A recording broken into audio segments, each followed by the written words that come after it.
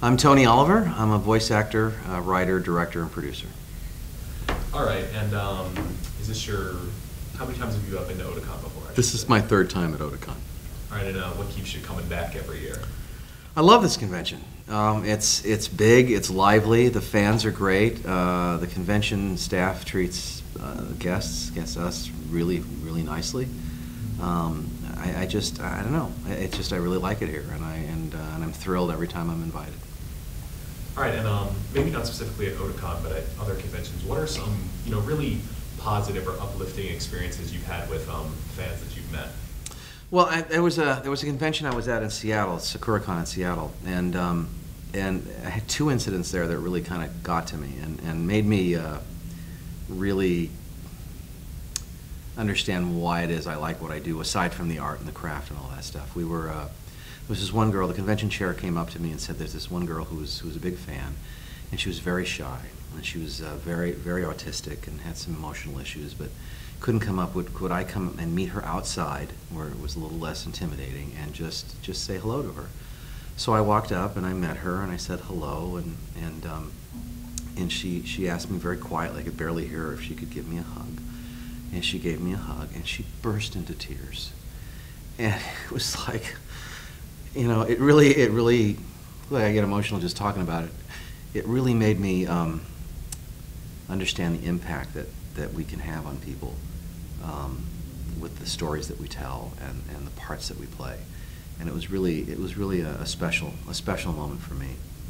In that same convention, I had a guy walk up to me in an autograph line and tell me that he had just literally gotten off of duty in Iraq and had flown to Seattle first. He lived in Portland, but flown to Seattle first so he could come to the convention, he could meet me. He was a Robotech fan. And so I gave him some time, and I ran into him outside and spent about a half hour, 40 minutes with him, and he told me these stories from his time at deployment in Iraq and the things that he'd gone through, and it seemed to really help him to talk about these things, because he hadn't even decompressed yet. I mean, literally came from the battlefield to a con. And to have it was an honor. It was a real honor to have him come see me and talk to me and tell me about his experiences in war and tell me how Robotech really meant a lot to him and people in his unit. And it was, it's just every so often you get those moments where you really get to see what you do means something to somebody, and that's special and something, a rare thing that people I don't think usually get to do. And I mean, you played the part of Rick in Robotech, all those years ago. Mm-hmm. I mean, did you ever think that when you first did that role that now it would be so life-defining for a lot of people? No, actually, I was just a young actor with his first series gig, scared and happy to have a job. I didn't entirely understand anime at the time. It really wasn't much out there. What was out there was very esoteric and really kind of relegated to the old stereotype of the socially awkward kid in his mom's basement watching this stuff. And that's really what anime was like back then. And Robotech was something very different. And I didn't really understand it, and until it really hit the air and started doing well in places. I mean, it actually won its time slot in various markets around the country, even though it was an independent show, it wasn't a network show. And I thought once it was done, I thought it was done.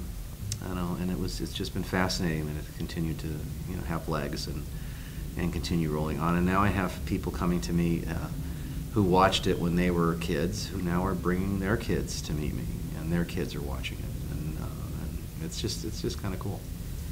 And on that same Robotech line, the whole combining all the different series together, like with Robotech and even another company did with Voltron and things like that, it hasn't really been done since.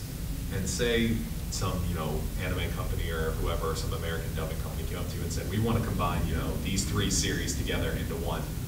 I guess this is a two-part question. Would you take that job? And if so, would it be worth it, even though you might get some backlash from the very, pure anime fans? Well, I get backlash from pure anime fans anyway, because I've directed dubs of some of their favorite stuff. No, of course I'd take the job. I mean, I like to work, and it would depend on what the paycheck was. But I would also warn them that Carl Macek was a genius, and he's the one that put those three things together, and he was a genius at that kind of storytelling. And it's been attempted many times since, and I actually participated in 2 or 3 different shows that attempted to do the same thing, both as an actor and as a writer. And it was difficult, and it always failed. The only time it ever succeeded was Robotech. And so I would caution them to really think about it. And then if I took the job and we did it anyway, I would try to do it the way Carl did it. But even Carl tried to do it again with another set of shows, and it didn't work. So I think it has to be a uniquely matched set of shows and a story concept that ties them all together in a meaningful way that makes sense. And then you might be able to pull it off. Maybe. Maybe. And what were those other shows that people have tried to do it? Well, Carl tried to do it with Captain Harlock. He blended Captain Harlock in a show called The Queen of 1,000 Years, and it was Captain Harlock and the Queen of 1,000 Years, and it just didn't work. And then I was involved in a show called Macron 1, which blended a couple of shows that were so disconnected that characters had to speak to each other over screens. It was not a very good thing, and it didn't work very well. All right, and obviously for someone who's been in the anime industry so long, you've dealt with the fandom for a lot longer than a lot of people in the industry today. I mean, how is it different now than it was, when you first started going to conventions like this?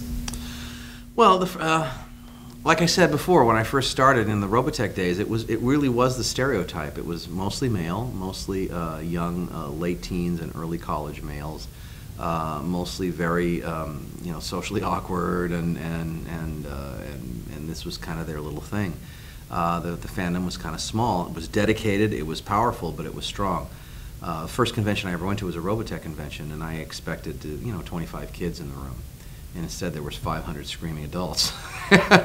And I was stunned. I was literally shocked out of my gourd. Plus, it was, on top of that little story here, it was combined with a Star Trek convention, and I'm a big Trekkie. I've been one since forever. And they escorted me out, which really freaked me out. I had to be escorted out by security because there were so many people, and they sat me down at an autograph table next to Jimmy Doohan, Scotty.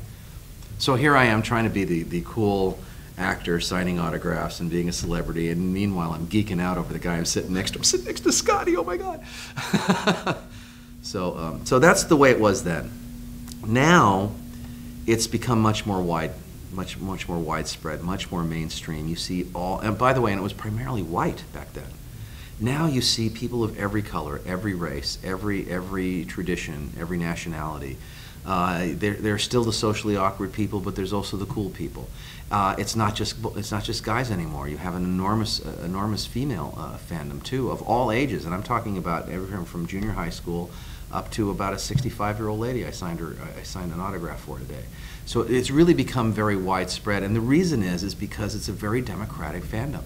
It doesn't matter what you are. It doesn't matter if you're cool or uncool or ugly or pretty or whatever. As long as you're into anime and you're here and you're participating, having fun, you're part of the family, and that's what I love about the anime fandom. All right, and I know there's been a lot of talk recently about the anime industry. I know a couple companies have gone out of business and things like that. I mean, what do you see for the next, 5 or 10 years of the anime industry?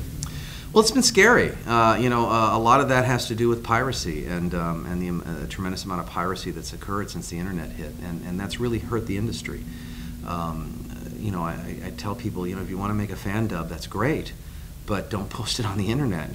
Use it, watch it in your living room with your friends, but don't post it, because the minute you post it, you're essentially de facto distributing it, and that puts a pressure on the distributors not to pick up these shows because they don't want to lose money. So until that is completely solved, it's still going to be tough on the anime industry. At the same time, I'm seeing convention numbers going up and up and up and up and up. Even a couple of years ago when I was here, it was right in the middle of the big crash and the recession, and the stock market was still a mess, and yet they had 10,000 people more here than they had the year before. So the fandom is growing. And so eventually that fandom growing is going to have to bring about more business in the anime, and so you'll see something rising up. But again, until the piracy issue, the fan dub issue is solved, I fear for the industry. And that's one of the reasons why Jenny On went out of business, and they didn't respond to the marketplace well enough. There's been some moves recently by the larger companies to try to simulcast and do other things to try to prevent some of that, and that's going to help a little bit. I think ultimately it's healthy, you know, because it'll ultimately be healthy because one of the things that was happening before there was a bit of a crash in the business is that anything Japanese was getting made and getting dubbed and brought here. So it was good or bad. It was Japanese. Somebody made it, and it was a glut of it on the marketplace, which brings the value of all of it down. Now what's being made are really the good shows, the stuff that really has legs, the stuff that plays well internationally. It doesn't necessarily mean it's Americanized. I mean, I just finished directing K-On! That's certainly not an Americanized show. Well, I guess they Americanized a little bit. We didn't, but it does play well here, and the Japanese producers are now being smart about how they're presenting their own culture to make it a little bit more accessible to us. So I actually have a hope. I'm watching the amount of anime that's being dubbed and being brought in is starting to increase again. Hopefully they'll start dubbing more. A lot of it's coming over in subtitle form. But I think ultimately it will get healthy again, but they have to solve the issue of monetizing the internet and stopping the piracy. But I mean, is anything on the internet, like say, I mean, if there's a group, say like fan subs a show, and they have like, I don't know the numbers, but like a larger than usual amount of downloads, does that say something to the industry that like people might want this more than if they didn't? Well, it used to. When all this first started, the American distributors were looking at that, using that as a market tool, a marketing as a focus group, a de facto focus group. But now it's gotten so out of hand that it started to prevent people from buying DVDs. Now, part of the industry, I must say, and I apologize to my distributor friends, part of that is brought on by themselves. I mean, when you can buy the latest Spider-Man for $14.95 in the store, and if you want to buy the latest Full Metal Alchemist and it's 3 episodes, and you're going to have to spend $29, people are going to tend to buy the Spider-Man, not the Full Metal Alchemist. So those prices are going to have to come down in order for it to help. But I'm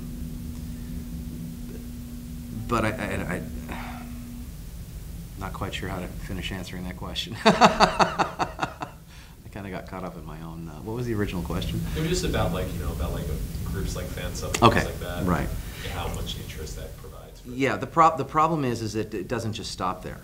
The problem is that you have a fan subgroup and they put it up on the internet, they put it up on YouTube, and somebody grabs it and runs with it, and now it's all over the world. It's not like it used to be, where it was just a select group of people, and when it got out, it really didn't get out any.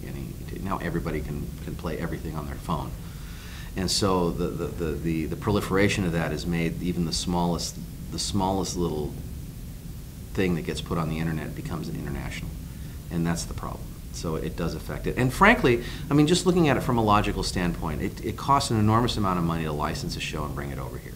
So if you're gonna, if you've got a distributor who's got $250,000 to $750,000, $250,000, $500,000, it's going to cost to license the show to bring it over, and then it's going to cost them either $10,000 to $15,000 an episode to sub it, or $30,000 an episode to dub it. That's an enormous. Now you're into this thing for $1 million, and if it's already out on the internet, do you really want to risk that $1 million?